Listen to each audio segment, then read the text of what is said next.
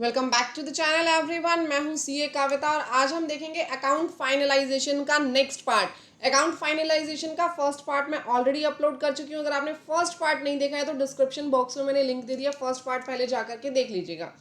Next हम देखेंगे cash receipt restriction. देखिए, अगर आप कैश रिसीव कर रहे हो, क्या होता है कई बार कि आपने माल बेचा, ठीक है, सप्लायर जो है, सप्लायर अपना माल सप्लाई करता है और इसके बदले में उसको क्या मिलता है, कंसिडरेशन मिलता है। कंसिडरेशन अगर बैंक में नहीं मिलता तो हम क्या करते हैं, कैश के अंदर एंट्री दिखा करके उसको खत्म कर देते हैं। उसको हम कैश के अंदर एंट्री दिखा करके खत्म कर देते हैं।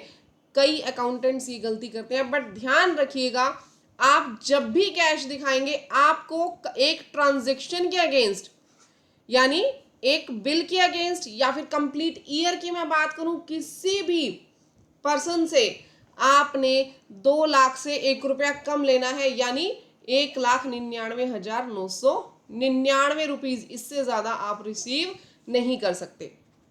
यहां से पर डे वर्ड हटा दीजिएगा, पर ट्रांजेक्शन होता है यहाँ पे, और that should be less than equal to, that should be less than 2 lakh rupees. यानी एक पर्सन से हम कितना कैश रिसीव कर सकते हैं during a year, that will be less than 2 lakh rupees as per section 269 ST।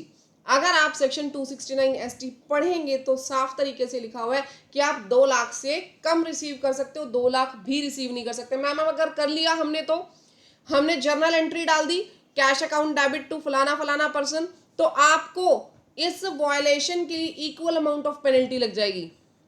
Equal amount of penalty का मतलब समझते हो कि अगर आपने 4 लाख रिसिप्ट की एंट्री डाली तो सेक्शन 271 DA क्या बोलता है, 4 लाख की ही पेनल्टी देनी पड़ेगी। तो ड्यूरिंग अ ईयर किसी भी पार्टी से आपने टोटल 2 लाख से 1 रुपया कम कैश रिसीव करना है, इससे ज्यादा कैश आप रिसिप्ट में नहीं दिखाएंगे। ध्यान रखिएगा इस बात का, ठीक है। Next most important point, fixed assets and depreciation. देखिए, डेप्रिसिएशन तो आप हर एक एंट्री का डालेंगे, नो डाउट। जितनी भी आपकी फिक्स्ड एसेट्स हैं आपका सबका डेप्रिसिएशन शो करोगे, बट जितनी भी एसेट्स आपने कैपिटलाइज की, आपने फॉर एग्जांपल फर्नीचर खरीदा, फर्नीचर आपने खरीदा 1 लाख का, 18,000 था उसके ऊपर GST, तो इनवॉइस वैल्यू कितनी हो गई, 1,18,000। अब यहाँ पे डेप्रिसिएशन किस अमाउंट पे लगेगा, क्या 1 लाख पे लगेगा या 1,18,000 पे लगेगा? जल्दी बताइए किस पे लगेगा, 1 लाख पे या 1,18,000 पे? 1 लाख रुपए के ऊपर लगेगा। यानी कि अगर आपने उसका GST क्लेम कर लिया, देखो फर्नीचर है, कैपिटल एसेट है, इसका तो GST आप लोग क्लेम करोगे ही करोगे। आपने 3B के अंदर इस 18,000 का इनपुट क्लेम किया या नहीं किया, कर लिया ना। तो सरकार क्या बोलती है, जिस एसेट्स का आपने इनपुट क्लेम कर लिया उसके ऊपर डेप्रिसिएशन क्लेम नहीं करना। यानी फर्नीचर के केस में आप 1 लाख रुपए के ऊपर डेप्रिसिएशन क्लेम करेंगे, राइट एवरीवन? कितने पे क्लेम करोगे, 1 लाख पे। बट यहीं पे देखो, मैं थोड़ा सा एग्जाम्पल चेंज कर रही हूं। हमने फर्नीचर परचेज नहीं किया था, हमने एक कार परचेज की थी। हमने एक कार परचेज की, कार की वैल्यू थी कितनी, 8 लाख रुपए। कार की वैल्यू कितनी थी, 8 लाख रुपीज। यहाँ पे 2,24,000 आपके पास GST आ जाएगा, क्योंकि 28% GST है, तो यहाँ पे 2,24,000 का GST आ गया। इनवॉइस वैल्यू क्या आ गई, इनवॉइस वैल्यू आपके पास आ जाएगी 10,24,000, राइट? 10,24,000 की वैल्यू आ गई। अब ये जो 2,24,000 का GST है, देखो ये जो गाड़ी है, ये गाड़ी कॉमर्शियल व्हीकल नहीं है, सबसे पहले मैं ये बता दूं, ये कॉमर्शियल व्हीकल नहीं है कोई भी, और इसकी सिटिंग कैपेसिटी भी 13 से कम है। सिटिंग कैपेसिटी कितनी है, 13 से कम है। तो क्या ये 2,24,000 का ITC आप क्लेम कर सकते हो? आप ये 2,24,000 का ITC क्लेम कर सकते हो, यस और नो? नहीं, मैं ये 2,24,000 के ITC को क्लेम नहीं कर सकती, ठीक है। अब ITC मैंने 3B के अंदर क्लेम नहीं किया क्योंकि मैं इनएलिजिबल हूं भैया क्लेम करने के लिए। तो बुक्स ऑफ अकाउंट्स में इसकी वैल्यू मैंने डाल दी, इसकी एंट्री कर दी। अब यहाँ पे डेप्रिसिएशन किस पे लगाओगे, इस 8 लाख पे, ठीक है, इस 8 लाख पे या फिर 10,24,000 पे। यहाँ पे डेप्रिसिएशन लगेगा 10,24,000 पे। मेरी बात समझ में आई? यहाँ पे डेप्रिसिएशन लगेगा 10,24,000 पे, यहाँ 8 लाख पे नहीं लगेगा। यानी इन शॉर्ट समझो, डिपेंड करता है आपने आईटीसी क्लेम किया या नहीं किया। अगर आप लोगों ने, दो सिचुएशंस हैं आपके पास, आईटीसी ऑन कैपिटल गुड्स आपने क्लेम कर लिया, और you have not claimed the ITC, आपने क्लेम नहीं किया। दो सिचुएशन है। आईटीसी क्लेम कर लिया तो जीएसटी के पार्ट पर, जीएसटी पार्ट पर डेप्रिसिएशन क्लेम नहीं करना, जितना जीएसटी था उस अमाउंट पर डेप्रिसिएशन क्लेम नहीं करना। अगर आईटीसी क्लेम नहीं किया तो जीएसटी वाले पार्ट पर भी डेप्रिसिएशन क्लेम करोगे। मेरी बात समझ में आ गई? क्लियर हो गई आपको? तो मोटर व्हीकल में हमने यहां पे डेप्रिसिएशन क्लेम किया था 2,24,000 पे, लेकिन फर्नीचर के केस में हमने क्लेम नहीं किया था 1 लाख के, जो 18,000 हमारे पास जीएसटी आया था। ठीक है, मैम आपने बता तो दिया, लेकिन हमें अभी थोड़ा जर्नल एंट्रीज के अंदर कंफ्यूजन है कि इनको एंटर कैसे करेंगे। एक जगह आप कह रहे हो डेप्रिसिएशन लेना है, एक जगह आप कह रहे हो डेप्रिसिएशन नहीं लेना है। देखो, फर्नीचर लिया था 1 लाख का, 18,000 था जीएसटी, टैक्सेबल वैल्यू 1 लाख और आईजीएसटी सीजीएसटी वट एवर 18,000, और यहाँ पे इनवॉइस वैल्यू आपके पास कितनी आ गई थी? 1,18,000 ये था। यहाँ पे डेप्रिसिएशन क्लेम हमें करना है क्योंकि हमने इनपुट लिया है। जब इनपुट लिया है, सबसे पहले बात करो, इनपुट लिया है तो एसेट्स, यहाँ पे एंट्री क्या होगी? Furniture account debit, furniture account debit ₹1 lakh, input IGST debit कितना? 18,000, टू बैंक और कैश, वट एवर मेथड से आपने पेमेंट की हो, बैंक और कैश कितना? 1,18,000, ये एंट्री होगी। फर्नीचर में यहाँ पे कितने रुपीस डेबिट हुए? 1 लाख, तो 1 लाख का ही फर्नीचर डेबिट हुआ होगा। यहाँ पे डेप्रिसिएशन की एंट्री क्या हो जाएगी? डेप्रिसिएशन की एंट्री हो जाएगी 10% में डेप्रिसिएशन लगा रही हूँ, depreciation debit 10,000 to furniture account कितना? 10,000, ये भी 10,000 ही है। क्लियर? ये डेप्रिसिएशन की एंट्री हो जाएगी। नेक्स्ट पार्ट में अगर मैं आपको बताऊं, आपके पास कितने की कार थी? कार थी हमारी 8 लाख रुपीज की, that was the taxable value. IGST कितना आया था बेटे? 2,24,000, और इनवॉइस वैल्यू कितनी है हमारी? 10,24,000 ये थी। यहां पे आपने क्या करना है, जो एंट्री होगी, अब यहाँ पे ना एक ट्विस्ट तो था ना, अगर आप लोगों को याद हो, ये आईटीसी हम क्लेम कर सकते थे, ये क्लेमेबल आईटीसी था, इसको हम क्लेम कर सकते थे, लेकिन ये आईटीसी ब्लॉक्ड है, इसको हम क्लेम नहीं कर सकते, इस आईटीसी को हम क्लेम नहीं कर सकते। अब जिस आईटीसी को आप क्लेम नहीं कर सकते उसके लिए एंट्री क्या करेंगे? उसके लिए एंट्री करेंगे car account debit. Car account debit कितना? 8 लाख या 10,24,000? रिप्लाई में इन द कमेंट बॉक्स, 10,24,000 या 8 लाख? 10,24,000। ठीक है, इनपुट आईजीएसटी कुछ भी नहीं आएगा, इनपुट लिया ही नहीं तो इनपुट आएगा कहां से? कैसे लिख दूं मैं इनपुट? इनपुट तो लिया ही नहीं। यहां पे आ जाएगा to bank oblique cash whatever will be the method of payment, 10,24,000। तो कार कितने से डेबिट हुई है सेट्स में? कितने से रिफ्लेक्ट करेंगे सेट साइड पे? 10,24,000 से। नाउ डेप्रिसिएशन की एंट्री क्या होगी? 15% के रेट से डेप्रिसिएशन लगाएंगे, डेप्रिसिएशन अकाउंट डेबिट कितना हो जाएगा? इसको कैलकुलेट करते हैं। 1,53,600, इसका मैंने 15% निकाल दिया, 1,53,600 टू कार अकाउंट 1,53,600, यानी यहाँ पे इस अमाउंट पे मैंने डेप्रिसिएशन कंप्लीट पे ले लिया क्योंकि मैंने जीएसटी क्लेम नहीं किया। फर्नीचर में जीएसटी क्लेम कर लिया था तो मैंने सिर्फ और सिर्फ टैक्सेबल वैल्यू के अमाउंट पे डेप्रिसिएशन क्लेम किया। क्लियर हो गया आप सभी को? फिर भी कोई डाउट्स है कमेंट सेक्शन में पूछना, मैं आप लोगों को जरूर रिप्लाई करूंगी। ठीक है, आ जाते हैं जी नेक्स्ट पे। अब यहाँ पे क्या कह रहे हैं? इनकम टैक्स में WDV मेथड से आपको डेप्रिसिएशन कैलकुलेट करना है, और कंपनी एक्ट का मेथड अलग होता है डेप्रिसिएशन कैलकुलेट करने का। अगर आप कंपनीज का काम भी देख रहे हैं, अगर आपको चाहिए कि मैं कंपनीज एक्ट का डेप्रिसिएशन कैलकुलेट करना सिखाऊं तो मुझे बताइएगा, I will make a separate video on this. ठीक है, नेक्स्ट आपके पास आ जाएंगे रिलेटेड पार्टी ट्रांजेक्शन।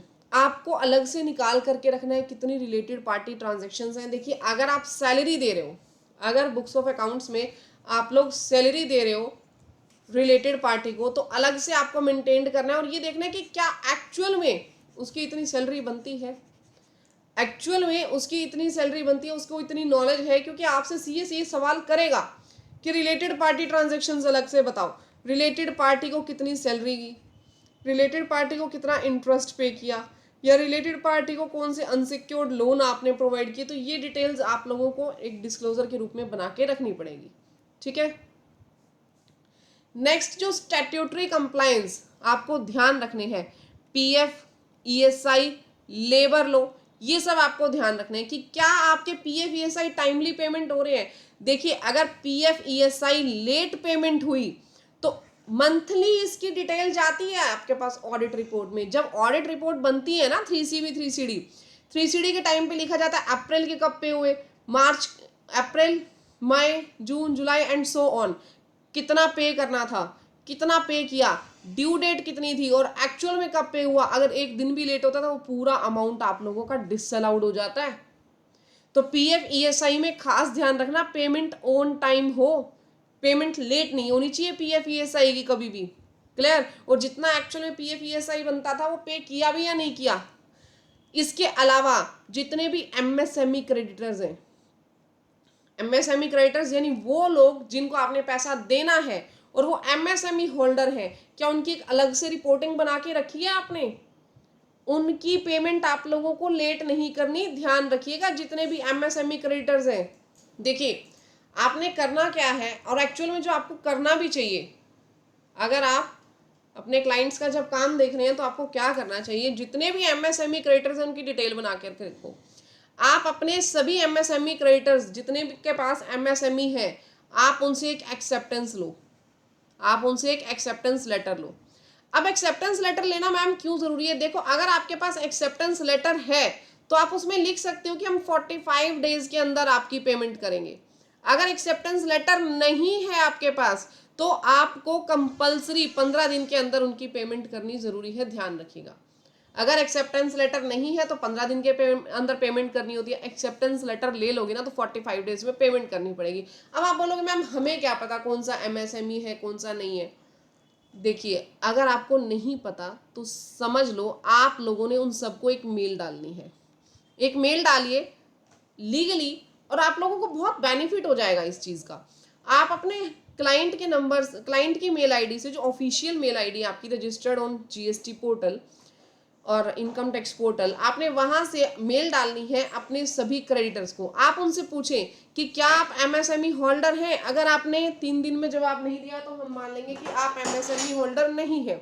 अगर वो कोई भी रिप्लाई नहीं करते हैं, अगर वो कोई भी रिप्लाई नहीं करते हैं तो दैट मीन्स आपका डिफॉल्ट तो खत्म हो गया ना।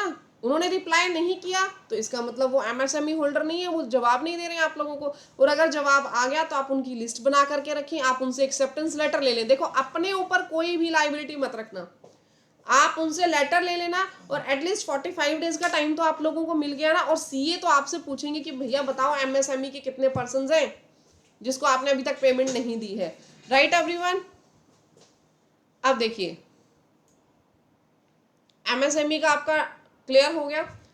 लेजर स्क्रूटनी एंड कंफर्मेशंस, देखिए जितने भी आपके डेटर्स और क्रेडिटर्स हैं, क्लाइंट के जितने भी डेटर्स और क्रेडिटर हैं और मेजर जितने भी हैं उनका तो खास ख्याल रखना।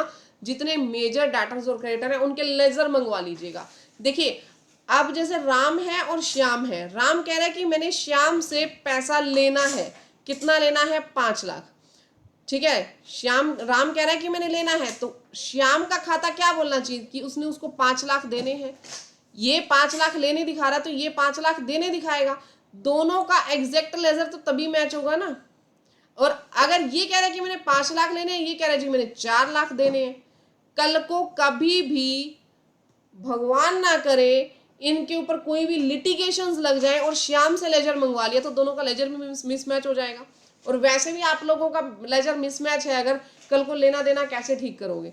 तो आपने करना क्या है, आपकी पार्टी कौन है, राम, तो आप राम को बोलोगे सर मुझे श्याम का, मोहन का, रोहन का, सोहन का सबके लेजर मंगवा के दीजिए।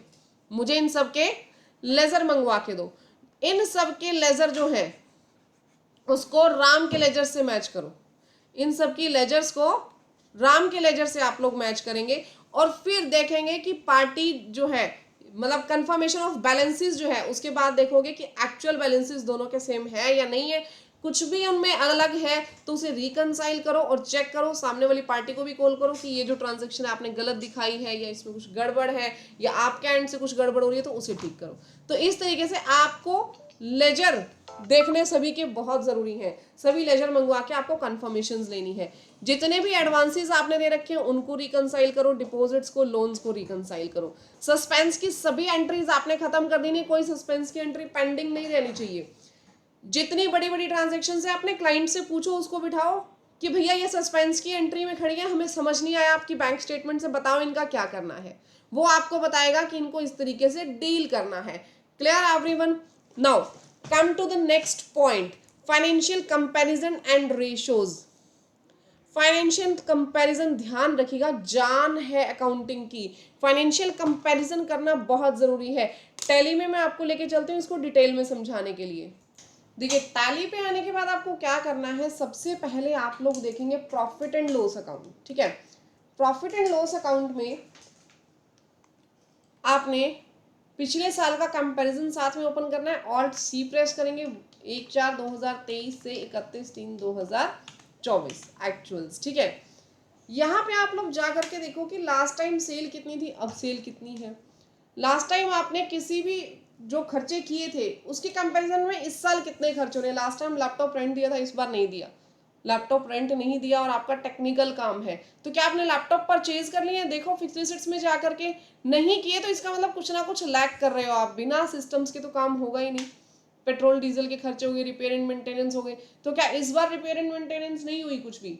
तो ये चीजें आपके माइंड में स्ट्राइक होनी चाहिए कि जिस चीज पे पिछले साल इतना खर्चा आ रहा है और एकदम से अब कम खर्चा कर दिया आप लोगों ने। अब यहाँ देखिए, आपको छोटी सी चीज बताऊं, लास्ट ईयर आप लोगों ने इतनी सैलरी पे की थी लेकिन इस बार बहुत ज्यादा सैलरी पे कर दी। रीजन देखिए यहाँ पे, पिछली बार कंसल्टेंसी फीस बहुत ज्यादा थी, हो सकता है इस बार आपने कंसल्टेंट जो है अपने हायर कर लिए हो सैलरी बेसिस पे। तो ऐसी चीजें आप लोगों को कंपेयर करनी है कि ऐसा क्या था, अगर पिछले साल कोई खर्चा बहुत ज्यादा है और इस बार काफी कम हो गया तो उसका कुछ ना कुछ तो रीजन रहा होगा ना। देखो जब बिजनेस चलता है ना तो ऐसा नहीं कि अनएक्सपेक्टेड बहुत ज्यादा फ्लक्चुएशंस हो, बहुत ज्यादा कहीं फ्लक्चुएशंस दिखे तो आपको कंपेयर करना है। नेक्स्ट आपको रेशियोज कंपेयर करनी है। F12 प्रेस करेंगे, यहाँ पे यस कर देंगे, रेशियोज आपके पास आ जाएंगी। जैसे कि ग्रॉस प्रॉफिट रेशियो आपकी कितनी है, लास्ट ईयर 45.28 थी, इस बार 53.31 है। ठीक है, लास्ट ईयर आपका 17.02% प्रॉफिट था, इस बार आपका 31.91% प्रॉफिट है। तो एकदम से 1.5 गुना प्रॉफिट का बढ़ जाना। तो आप देखोगे ना कि कहीं ऐसे कोई खर्चे तो नहीं है जिसको हम एंटर करना भूल गए हो, क्योंकि ऐसा नहीं है कि बहुत ज्यादा सेल आपकी इंक्रीज हुई है। तो आपने ये चीजें कंपेयर करनी है। ध्यान रखिएगा रेशियो एकदम से हाइक नहीं होनी चाहिए, क्योंकि जब आप ऑडिट करवाते हो ना तो ऑडिट के टाइम पे वहां पे प्रॉपरली रेशियोज कैलकुलेट होकर के जाती हैं 3CD के अंदर। तो आपने ये चीजें मेंटेन्ड करके रखनी है। साथ ही साथ जैसे मैंने बोला सस्पेंस एंट्री और देख लेना, अपनी डेटर्स क्रेडिटर्स के लेजर देख लेना, अपनी इन्वेस्टमेंट्स देख लेना, अगर कोई इन्वेस्टमेंट इस साल आपकी सेल हुई है तो वो आप कंसीडर कर लेना। नेक्स्ट कैश इन हैंड, मैंने आप लोगों को पहले भी बताया था, पिछली जो मैंने वीडियो डाली थी कि कैश इन हैंड देख लेना, कहीं कैश इन हैंड नेगेटिव तो नहीं हो रहा। आपने F12 करके रनिंग बैलेंस देख लेना है, और रनिंग बैलेंस कहीं भी आपका क्रेडिट नहीं आना चाहिए किसी भी पॉइंट ऑफ टाइम पे। कई मैंने देखा है अकाउंटेंट्स वो लोग क्या करते हैं कि सिर्फ क्लोजिंग बैलेंस देख लेते हैं कि क्लोजिंग बैलेंस नेगेटिव तो नहीं है। नहीं, क्लोजिंग बैलेंस नहीं देखना, डे वाइज कैश देखना है कि डे वाइज कैश अगर कहीं भी नेगेटिव आ रहा है तो वो आपको इम्पैक्ट कर सकता है। मैम डे वाइज कैश कहीं नेगेटिव आ गया तो करें क्या? देखिए जो कैश के खर्चे, फॉर एग्जाम्पल ये टी एंड रिफ्रेशमेंट के खर्चे हैं, वाटर एक्सपेंसेस है, प्रिंटिंग एंड स्टेशनरी एक्सपेंसेस है, इनकी डेट आगे पीछे कर देना। ठीक है, क्लोजिंग पे बैलेंस जो है वो आपका ठीक आ रहा है, लेकिन आपका मिड ऑफ द ईयर में किसी दिन पे नेगेटिव आ गया तो थोड़ी बहुत एडजस्टमेंट कर लेना। नेगेटिव नहीं आना चाहिए, ध्यान रखिएगा। कोई भी पेमेंट 10,000 से ज्यादा की हो कैश में नहीं दिखानी है पर डे। पर पर्सन 10,000 से ज्यादा कैश किसी को भी पे मत करना। Clear everyone? ओके। तो इसमें हम लोगों ने देख लिया कि हमें एक तो ग्रॉस प्रॉफिट रेशियो कंपेयर करनी है, बहुत ज़्यादा फ्लक्चुएशन नहीं होना चाहिए, ना ग्रॉस प्रॉफिट रेशियो में, ना नेट प्रॉफिट रेशियो में, ना एक्सपेंस रेशियो में।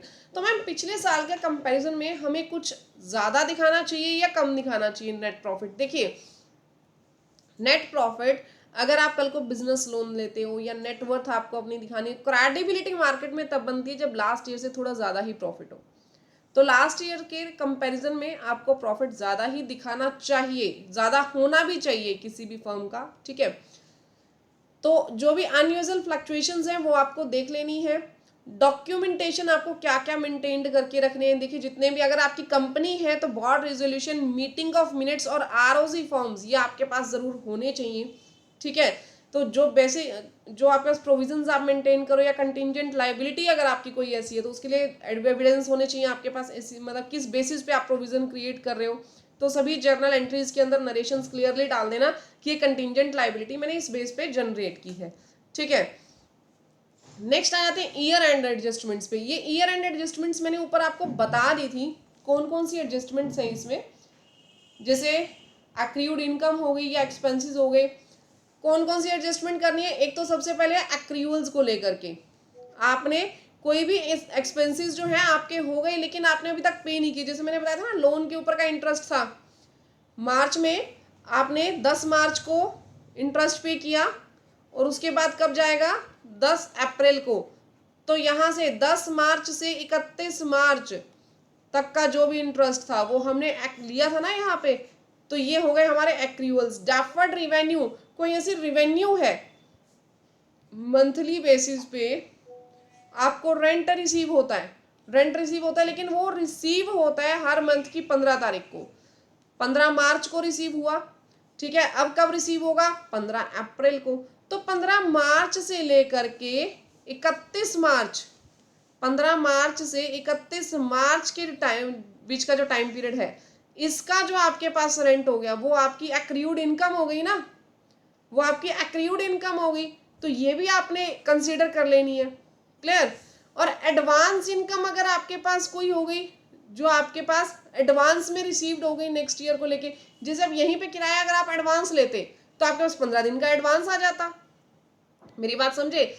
ये आपने जो 15 तारीख को जो मैंने पहले एग्जांपल दिया उसमें 15 तारीख को जो किराया मिला था वो कहाँ से कहाँ तक का था? वो 15 फैब से लेकर के 16 कर दो, चलो 16 फैब से लेकर के 15 मार्च तक का था।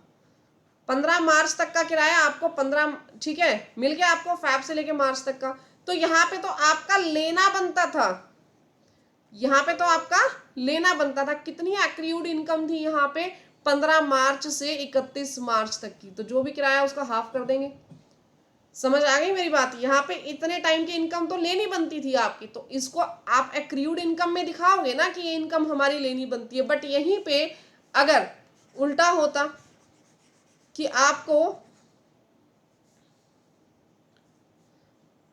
जो किराया मिला 15 मार्च को, वो 15 मार्च को जो आपको रेंट मिला है that was related to 15 March to 14 April. अगर ये अप्रैल तक का होता तो बीच में 31 मार्च आएगा, यहाँ पे 31 मार्च आएगा। इसका मतलब यहाँ से यहाँ तक का आपको एडवांस मिल गया, ये बीच का पोर्शन आप लोगों को एडवांस मिल गया। एडवांस की भी तो एंट्री दिखाओगे। मेरी बात समझ में आ गई? देखो, इनकम एडवांस मिली या फिर अभी इस साल हमने कमा तो ली लेकिन मिली नहीं, ठीक है, और या फिर आउटस्टैंडिंग एक्सपेंसेस रह गए या प्रीपेड एक्सपेंसेस हो गए, सभी की जर्नल एंट्रीज आपको शो करनी है। ध्यान रखिएगा। जैसे कि मैं बात करूं एक्रूड इनकम की, ठीक है, एक्रूड इनकम की अगर मैं बात करूं, यानी कि इनकम अर्न तो हो गई बट अभी तक रिसीव नहीं हुई। मैंने आपको क्या बताया कि मार्च से, अभी मैंने पीछे एग्जांपल लिया ना कि 15 मार्च से 31 मार्च तक का किराया आना अभी पेंडिंग है। आपको किराया आना था 15 मार्च से लेके 14 अप्रैल तक का, ठीक है, और वो कब मिलेगा? 15 अप्रैल को ही मिलेगा। अभी आपके पास आई नहीं है ये इनकम, लेकिन एक्रूड तो हो गई ना। तो इस एक्रूड इनकम की एंट्री कैसे करोगे? फॉर एग्जांपल 5000 आपके पास आनी है एक्रूड इनकम, मैंने यहाँ पे इंटरेस्ट की ली हुई है, इंटरेस्ट की 5,000 की एक्रूड इनकम आनी है मार्च की, बट अभी तक आप लोगों को रिसीव नहीं हुई। क्या एंट्री करेंगे आप लोग? Accrued income account debit, accrued income account debit. 2 आ जाएगा आपके पास इंटरेस्ट अकाउंट, ठीक है, 2 आपके पास हो जाएगा इंटरेस्ट इनकम। इंटरेस्ट इनकम आपके पास जाएगी प्रॉफिट एंड लॉस के इनकम साइड पे, और ये आपके पास हो जाएगी एसेट जो कल को आपकी एक्रूड होगी। ये आपके पास कहाँ जाएगा? एक्रूड इनकम एसेट साइड पे दिखाएंगे करंट एसेट्स में, और इसको दिखाएंगे P&L इनकम साइड पे। यहाँ पे मैंने लिखा भी हुआ है। नेक्स्ट आपके पास आ जाएगी डेफर्ड इनकम। नेक्स्ट आपके पास आ जाएगी डेफर्ड इनकम। डेफर्ड इनकम यानी कि आपके पास कोई भी इनकम जो है एडवांस के अंदर आ गई, इनकम रिसीव्ड इन एडवांस। आपके पास रेंट आ गया 12,000 का, जो कि मार्च से रिलेटेड नहीं है, अप्रैल जून से रिलेटेड है। तो आप यहाँ पे क्या करेंगे? Rent account debit to unearned income, rent account debit to unearned income. ये आपके पास जो रेंट है अनअर्न्ड इनकम वाला, ये आपके पास कहाँ चला जाएगा? ये चला जाएगा लाइबिलिटी साइड पे, ये चला जाएगा लाइबिलिटी साइड पे। अब आप बोलोगे मैम रेंट तो डेबिट हो गया। देखो मैंने इसका कल भी आपको बताया था, स्टार्टिंग में आपके पास क्या एंट्री आई होगी? Bank account debit, bank account debit 12,000, ये जो एडवांस में रेंट आया तो टू रेंट अकाउंट 12,000। अब ये 12,000 इनकम है आपकी, ये आपने 12,000 इनकम साइड पे लिखा होगा, लेकिन बाद में जब आपको पता चला या फिर आपने जब कंसीडर किया कि ये इनकम तो है रेंट, लेकिन ये भी इस साल की इनकम नहीं है, तो मैंने इसको रेंट को डेबिट कर दिया 12,000 से। टू मैंने यहाँ पे क्या कर दूंगी?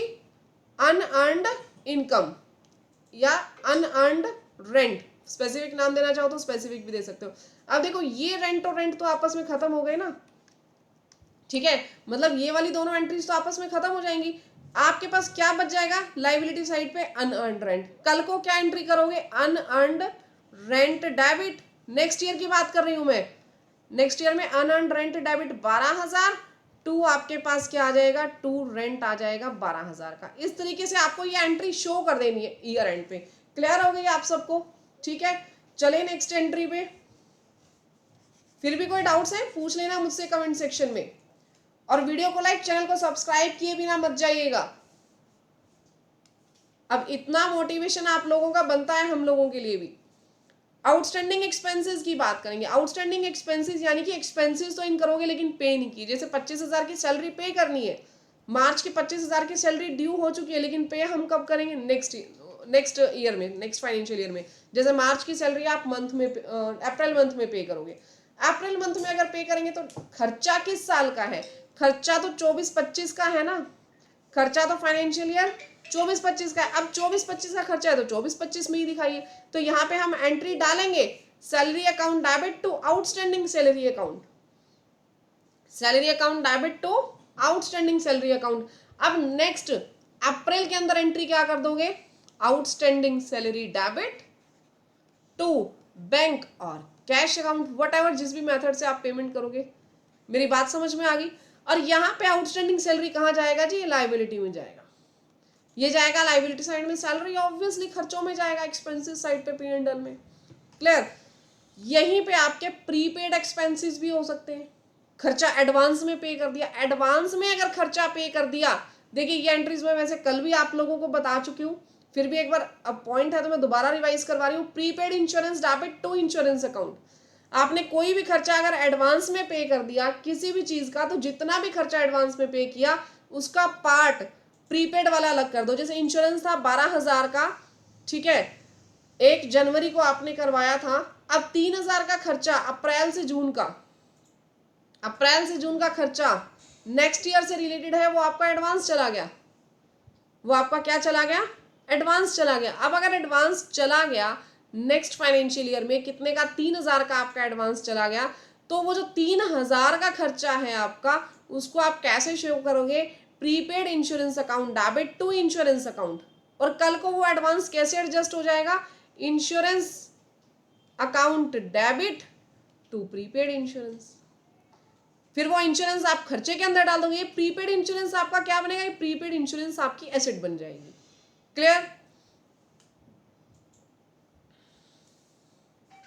अब जैसे एक्रूड एक्सपेंसेस है, एक्रूड एक्सपेंसेस और outstanding expenses is the same thing. और यहाँ पे क्या हो जाएगा, जो भी एक्सपेंस है वो डेबिट टू आउटस्टैंडिंग एक्सपेंस या ऑडिट फीस पेएबल एक्सपेंस, ये आपने पे करना है। जो ये ऑडिट फीस पेएबल है ये आपके पास लाइबिलिटी में चला जाएगा। इसको मैं ज्यादा नहीं खींचती क्योंकि ये सेम ही चीज है, ये आप कर लेना। यहाँ से देखो मैंने वैसे साथ के साथ बता दिया आपको, एक्रीड इनकम है वो एसेट में जाएगी, डेफर्ड इनकम है लाइबिलिटी में, आउटस्टैंडिंग एक्सपेंसेस है लाइबिलिटी में, प्रीपेड एक्सपेंसेस है एसेट्स में, और आउटस्टैंडिंग और एक्रीड एक ही बात है, ये लाइबिलिटी में चले जाएंगे। क्लियर है एवरीवन? तो इस तरीके से आपको ये जो एडजस्टमेंट एंट्रीज हैं ये शो करनी है। अभी हम चलते हैं अपने पुराने वाले पॉइंट्स पे। देखिए ईयर एंड एडजस्टमेंट्स हमने समझ ली। इसके बाद बैंक लोन के बैलेंसेस वगैरह मैच कर लेना। जितने भी बैंक लोन है सबके क्लोजिंग बैलेंस सेम होने चाहिए, वो सब आप रिकंसाइल कर लेना। डेफर्ड जो आपके सिक्योर्ड और अनसिक्योर्ड लोन है सबके बैलेंसेस मैच कर लेना। अनसिक्योर्ड लोन वालों से कंफर्मेशंस जरूर ले लेना कि उनके बैलेंसेस इतने ही हैं। सभी क्लोजिंग बैलेंस करेक्ट होने चाहिए बैलेंस शीट के अंदर। उसके बाद आपने जो मिसलेनियस एक रैपअप के टाइम पे क्या क्या देखना है, कोई भी नेगेटिव कैश ना हो। जितनी जीएसटी रिटर्न्स है सब जीएसटी रिटर्न्स टाइमली आप लोगों ने फाइल कर रखी हो। कंपैरेटिव फाइनेंशियल एनालिसिस ऑलरेडी बता दिया कि आपको करना है।